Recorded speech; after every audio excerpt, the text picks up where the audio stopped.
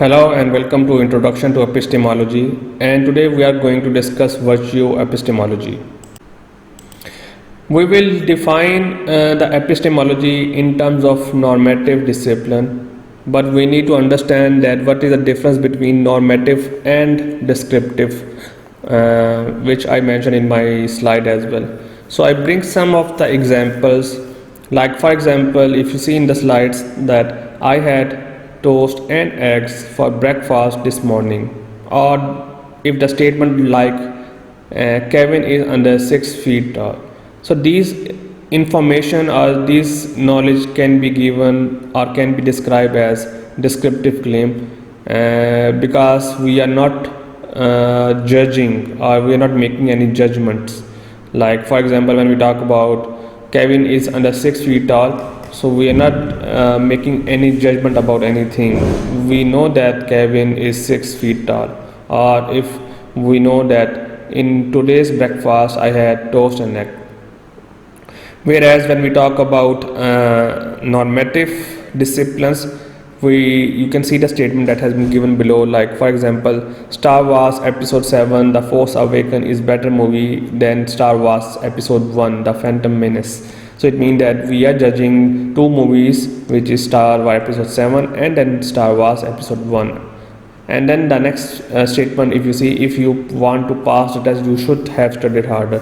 So these both statements are normative statements where we are expressing or we are giving some judgments. And when we talk about epistemology, we talk in terms of normative discipline. So that is important to start with. What is virtue epistemology? If we want to define what is virtue epistemology, we can see the statement that has been given below, that has been taken from Internet Encyclopedia of Philosophy, that virtue epistemology is a collection of recent approaches to epistemology that give epistemic or intellectual virtues concepts of important and fundamental roles.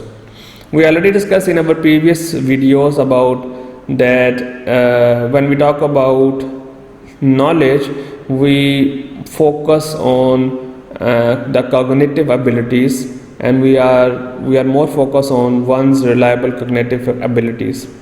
And when we talk about true belief, it is actually it is not connected with the cognitive abilities compared with the knowledge, as we discussed before in our previous lectures about true belief and knowledge. And we're talking about that knowledge is always reliable, and we call it reliable true belief in the previous lecture, or justified true belief, by different philosophers explained in different way. But and when we talk about virtue epistemology, we're talking about that the knowledge that has been, which is a product, actually it is a product of someone reliable cognitive abilities. And obviously these cognitive abilities, how can we define them, we will discuss in virtue epistemology. But when we talk about true belief, it is actually not connected with the someone or cognitive abilities, even if for example that belief is reliable or justified, which we discussed before in our previous slides or previous videos, but still it will not count as knowledge, which we discussed in our previous videos, that if the knowledge is justified or if the knowledge is reliable, we consider as knowledge. But in virtue epistemology, in these accounts, they still believe that even with justifications and if reliably formed, we cannot justify something as a knowledge. And you can see in the next slides, when I go to the next slides, they talking about virtue epistemology in terms of intellectual virtues. So that's a new term that they introduced and the philosophers introduced, and they talking about the quality of mind and characters that promote intellectual flourishing, critical thinking, and pursuit of truth. And I have put the definition of these terms. But when we talk about intellectual virtues, and we already discussed three main qualities, like intellectual flourishing, critical thinking, and pursuit of truth, we explain or we subdivide them into different categories like intellectual responsibilities, perseverance, open-mindedness, empathy, integrity, intellectual courage, confidence in reason, love of truth, intellectual humility, imaginativeness, curiosity, and fair-mindedness. So these all points, they make up together to form the intellectual virtues. The definition have been given below in the video. You can read this definition because these all points need to be addressed separately in separate videos, and if we get a time in our next videos we will discuss in separate. But the important thing when we talk about virtue epistemology, to understand the Gettier problem. And if to understand the Gettier problem, I have put the illustration. First of all, if you see, for example, if there is a guy that is far from some object, and in the field the person is looking, and imagine that okay, in front of him, maybe far from his eyesight, he see a small sheep, and he said okay, this is a sheep nearby me. But what happened that he decided okay, let me take a look of this sheep. You go to that sheep and take a close look, and then he found that okay, this is not a sheep but it's just like a rock, which is not a sheep. But what happened when he looked behind that rock, he saw that a sheep is coming from that rock.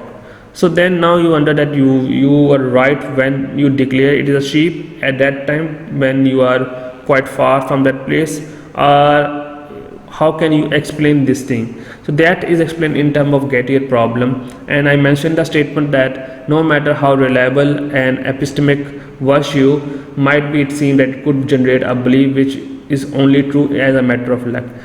As you can see that when the guy see the sheep far from his eyesight, it is a matter of luck that he call it as a sheep, because when he close to that place and when he close to that sheep, he found that it's not a sheep, it's just like a rock. But in luckily that there is actually a sheep behind that, but he cannot able to see that sheep at that time when he was far from that part. So that is considered as luck, that he is true in epistemic way, he is true that there is a sheep, but when he see nearby that it's not a sheep, it's a rock, and it's a matter of luck that he consider is as a sheep. So that is explained in terms of Gettier problem. You will see this Gettier problem in lot of philosophy, especially in epistemology. We will discuss this, or we will use this Gettier problem in our several examples in later on in our videos. And this you need to understand that problem. So that's all for today's lecture. We will discuss virtue epistemology maybe somehow in another section in detail in other topics, but that's a brief introduction about the virtue epistemology. Thank you so much.